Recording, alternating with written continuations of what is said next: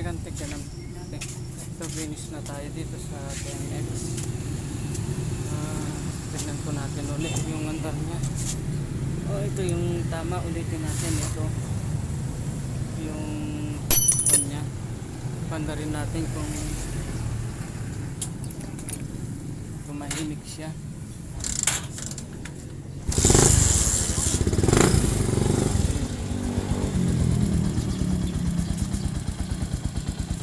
Okay naman siya.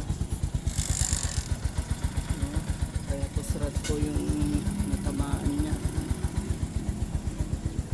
Okay na tayo dito, sir.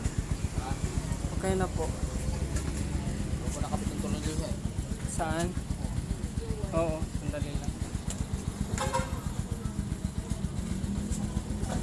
So, okay na tayo. Finish. So, yan. Yan po yung may-ari.